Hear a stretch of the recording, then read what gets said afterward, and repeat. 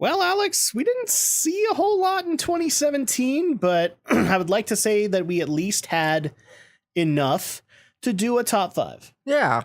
And since it's the end of January, and that's kind of like the default when people need to get this stuff up, let's go ahead and get into it. We actually waited on this just because busy schedule and, well, YouTube decided to F with us and we weren't very happy about it. But welcome to the Drak and Shadow top 5 films of 2017. Now, if you're brand spanking new to the channel, first of all, welcome. But second of all is here's how the rules go. Following from last year, because I think we did a top 5 last year too, didn't we? Yeah. We're going to be doing a worst movie.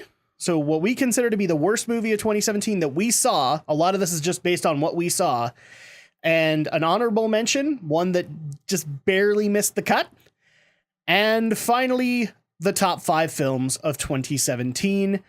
And let's just go ahead and start off with the crap.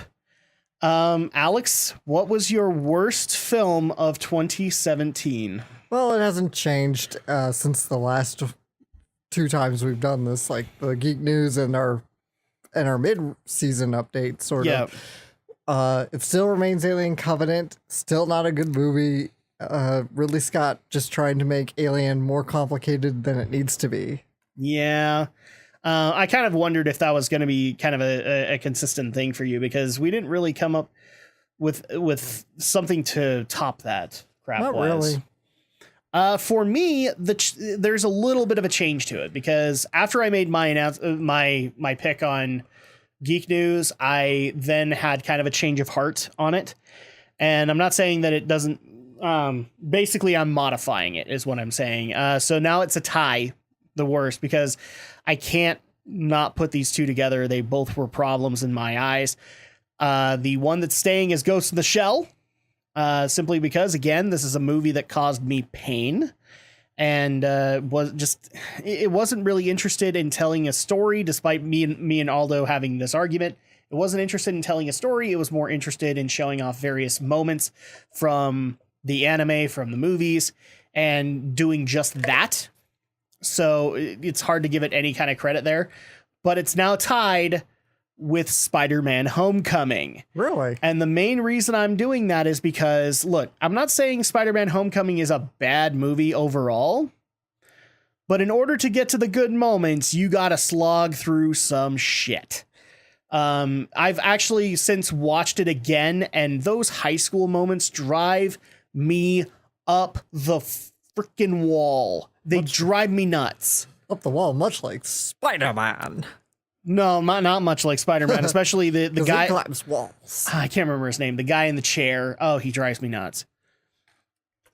So yeah, the change is that I'm adding that as a tie, because the bottom line is while there are cool moments and cool reveals, you have to, like, for every 5-minute reveal, you have to slog through 20 to get to it. That's a little surprising. I mean, it's mediocre for me, Spider-Man Homecoming, so I wouldn't put it in my worst, but I can see where you're going. But yeah, I'm not saying it's a horrible one. It does have good moments, but you have to slog through the crap in order to get there. And a lot of decisions, like, still, after seeing it with you, they just leave a bad taste in my mouth. Especially the MJ reveal. I did not like that. Yeah, that was really dumb. It was really dumb. It was unnecessary, and there's no way you're gonna get me to buy that character is MJ.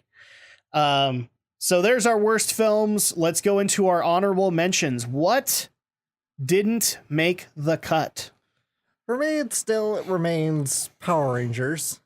Okay. For what it did pretty well. I know it's essentially John Hughes and Power Rangers mixed together.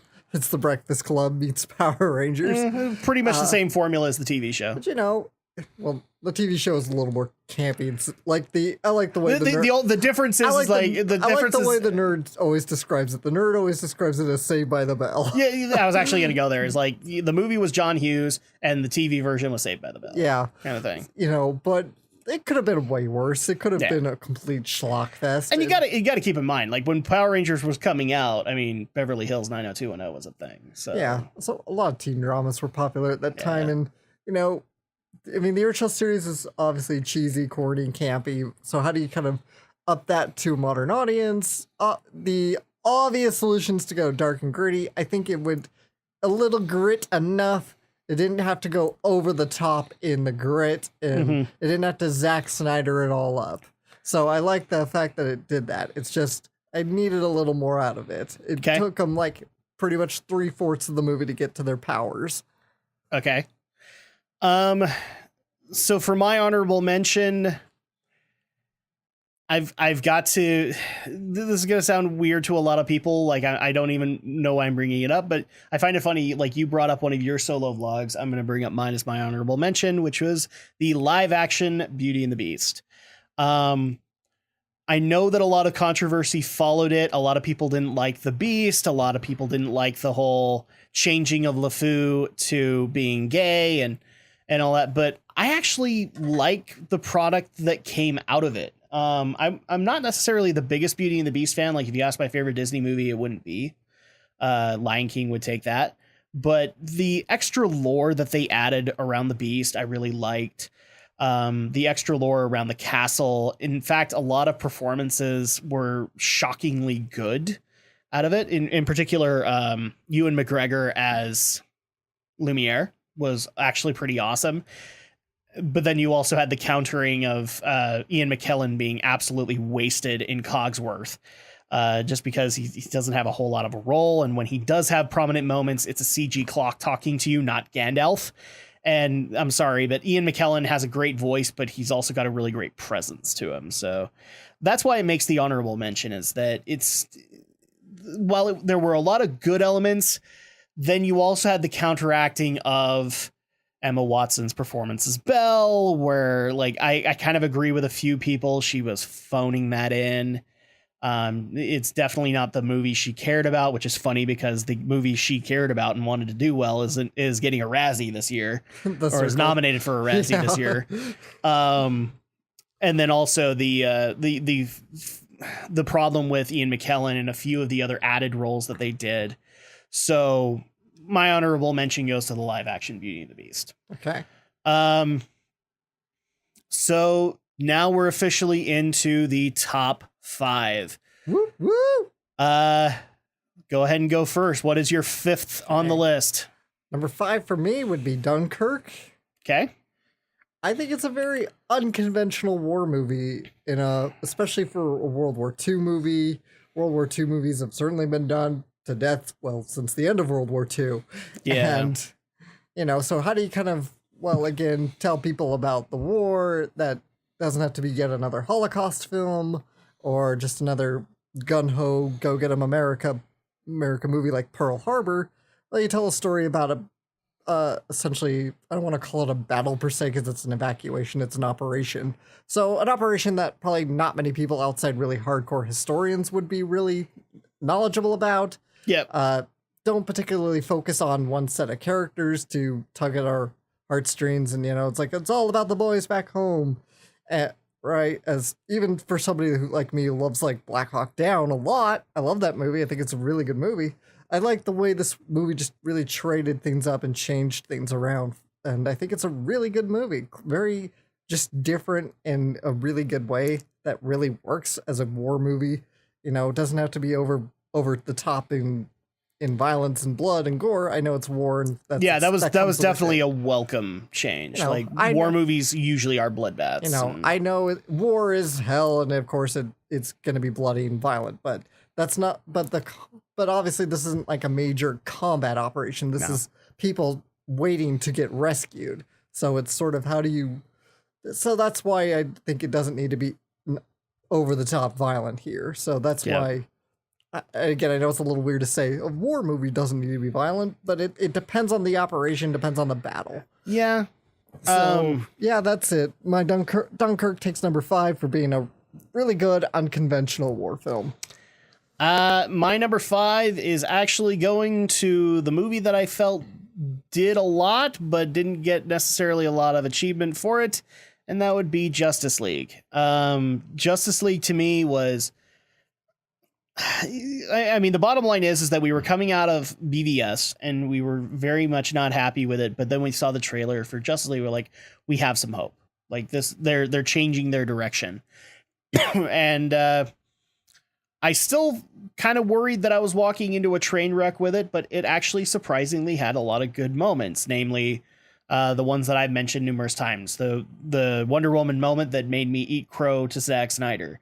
The Flash and Batman moment that was really inspirational. It felt for a while there that like the movie got who these characters were, but at the same time made a lot of very bad decisions in the middle of it because we were still hooked into the whole death and return of Superman, and we had to set things up for Darkseid with Steppenwolf, and that's where I think it kind of fell off the rails. They really should have picked a lesser villain to do than Darkseid, because again, they didn't earn that. And for all the people who are screaming, but they didn't, they picked Steppenwolf. Steppenwolf is supposed to be a general of Darkseid. You pick Darkseid. You want to set that crap up.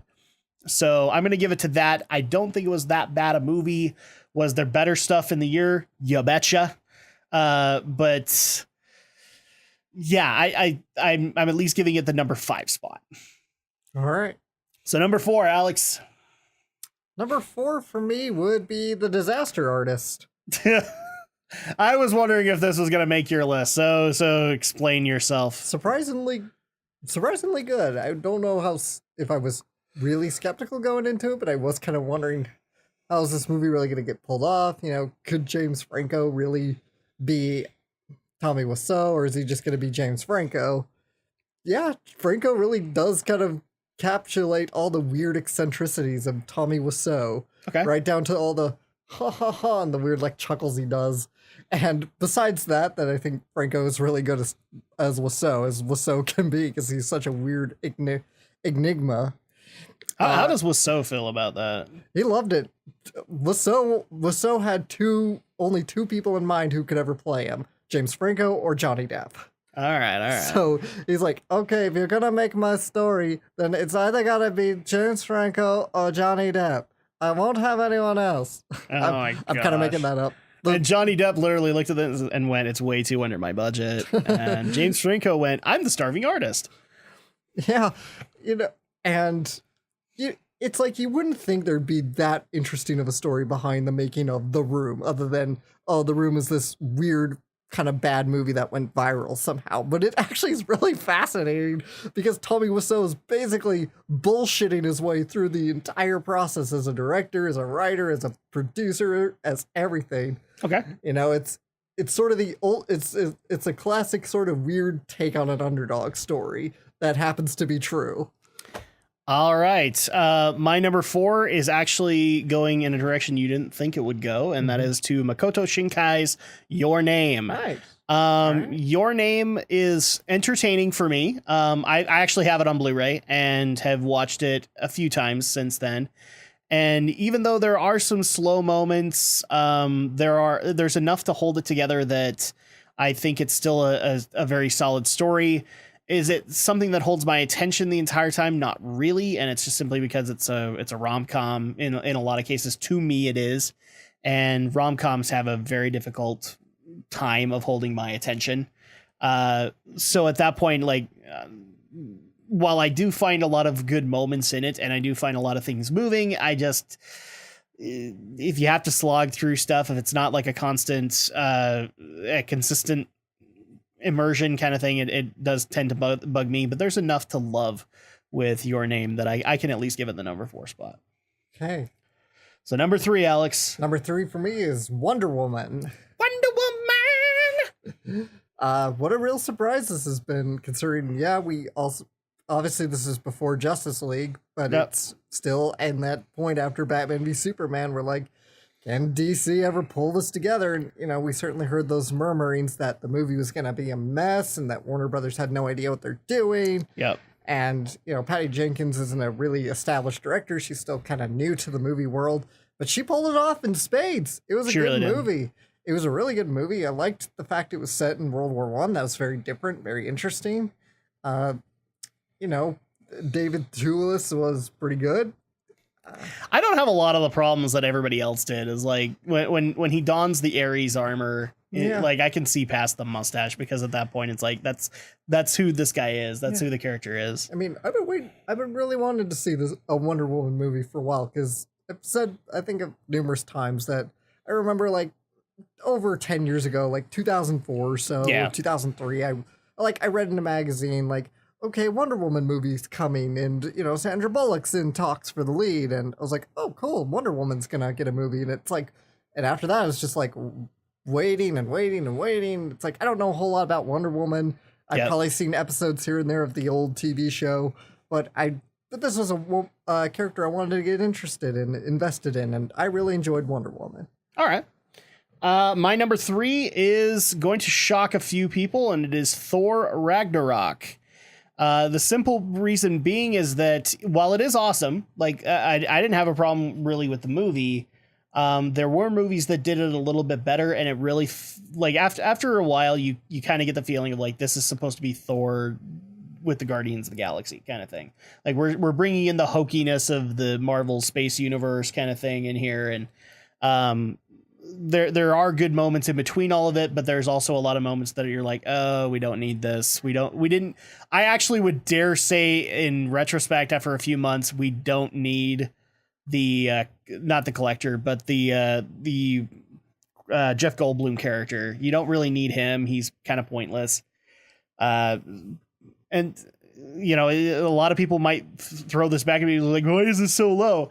It's just because a few more movies did it way better than Thor did. And I will say that this is my favorite. This would probably be my favorite right next to the original Thor. I'm really not a big fan of the Dark World, but there was enough done that wasn't cool enough to get any further. So number 2, Alex. Okay.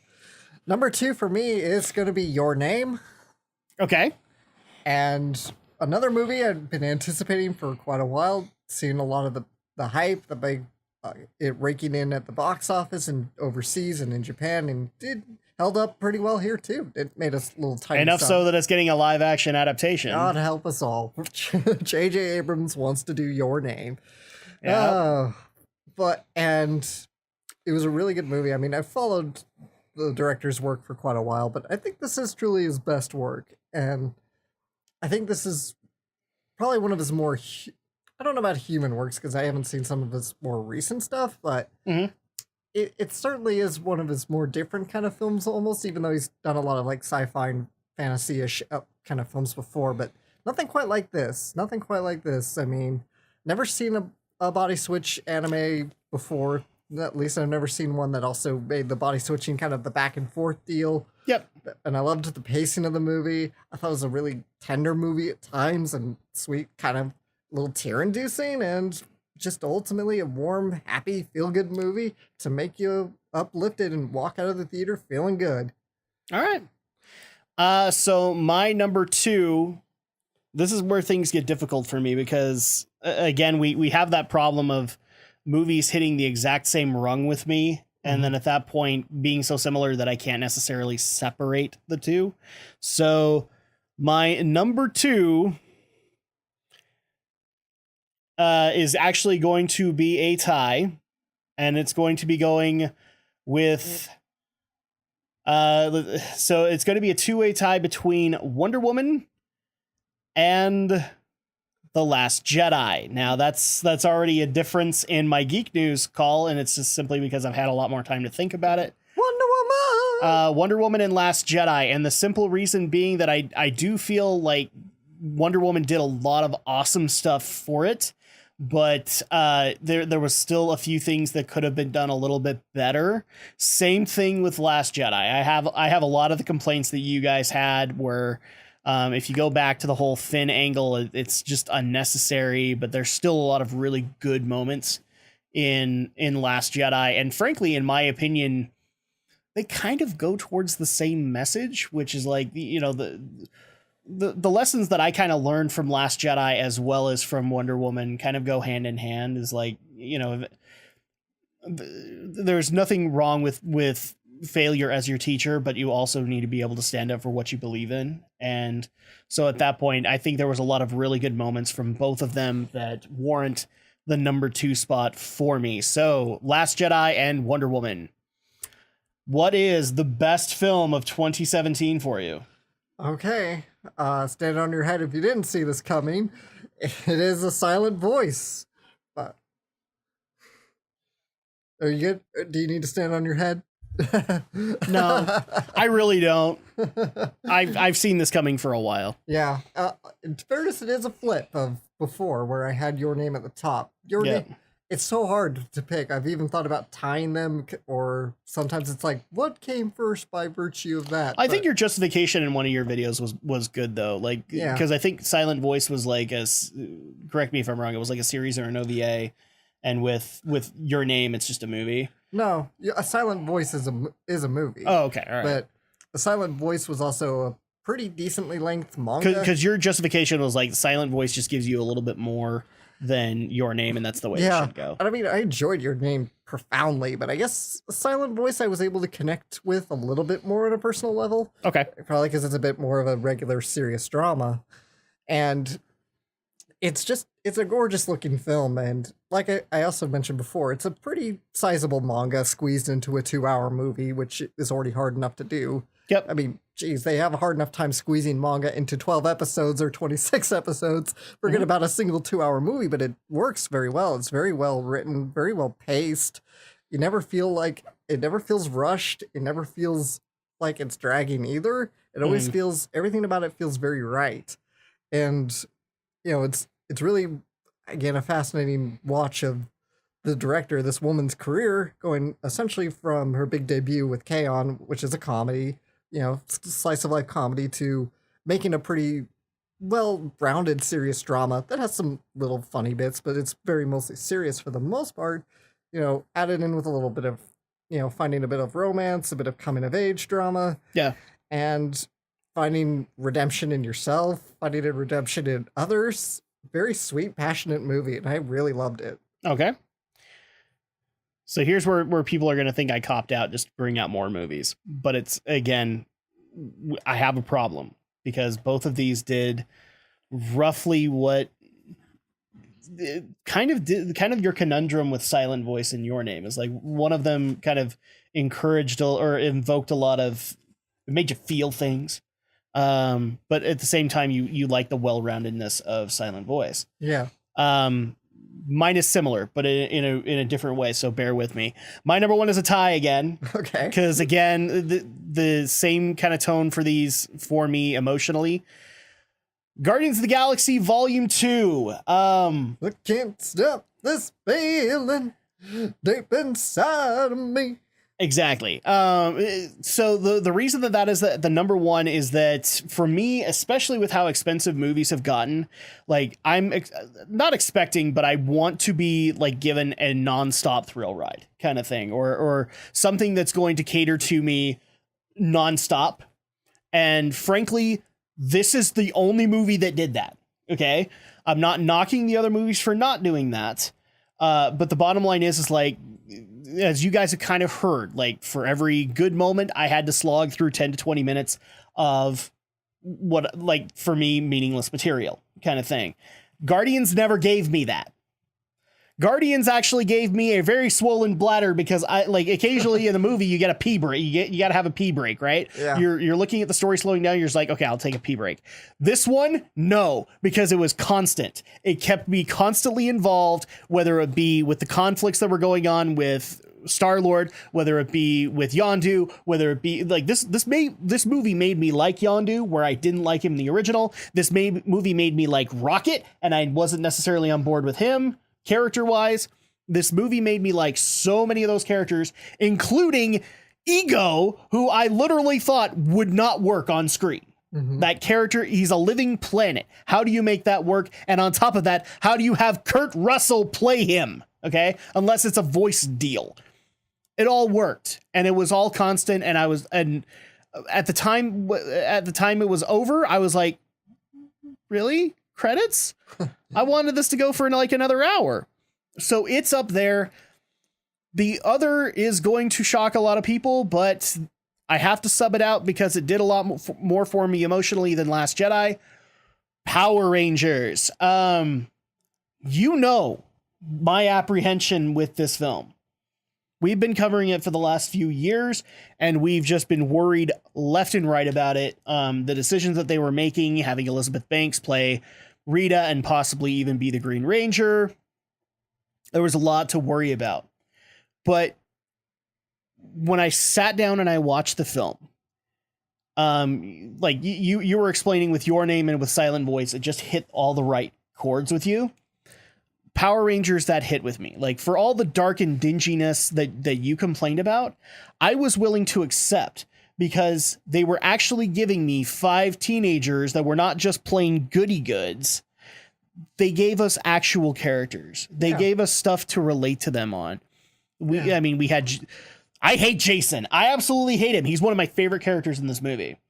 Next to Billy. Billy is probably the best one, and just because of what they tried to do. I agree with Aldo that they failed in the end because they copped out, but I was willing to accept that given what they were trying to do with it. The other one that I related to was Zach, because, you know, I've been in Zach's situation, taking care of a parent that's not really able to take care of themselves. Kimberly, I've been there too. Trini, even though we got very little information with her, I felt like I could empathize with her. You gave me 5 characters that I gave a damn about. Yeah. And on top of that, you gave me Rita, who also gave me a reason to give a damn, kind of thing. And go get Krispy Kreme. Well, you can't get Krispy Kreme anymore in the Valley, so really? I have not been able to find one. Wow. Like, there's just nothing but Dunkin' Donuts now.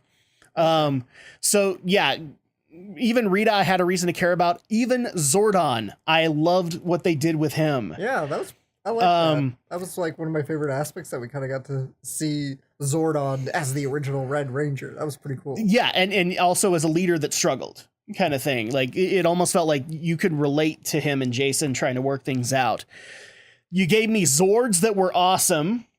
Even though we complained about them, like we didn't like their Lego Technics design and all that, I eventually liked them. And if for no other reason, I don't know your feelings on the original movie theme. This movie made me give a damn about that theme. I never liked it until this movie gave me it. And I was just like sitting there going, yes, now this is working. Not with craptastic CGI Zords. This one charging into battle. I love it. I love that moment. I loved as much out of this as I possibly can. I've actually watched it a couple times since then and had a good tear come down my cheek when they do the whole campfire scene and we learn a lot more about the teenagers and what their struggles are. I loved all of it. So at that point, it rung a lot more chords with me than Last Jedi did. And therefore I have to put it up there, because I can still watch Power Rangers to this day and still get something out of it and not have to, skip chapters. Okay. So there you go. My number 1 is a tie between Guardians of the Galaxy Volume 2 and Power Rangers. Dean Israelites, I'm sorry. You pulled it out in the end. That's it. That's all I got. All right. And that's going to go ahead and do it for this video. So if you agree or disagree, let us know in the comments below. Make sure to like, comment, or like we said, comment, please. If you want to support us, subscribe to our content. We really would appreciate it. We have some other announcements that are coming out soon that you guys might want to pay attention to. And of course, we will be back with more vlogs this year. They're coming back. And our first vlog of the year is going to be Black Panther. So we'll see you guys then.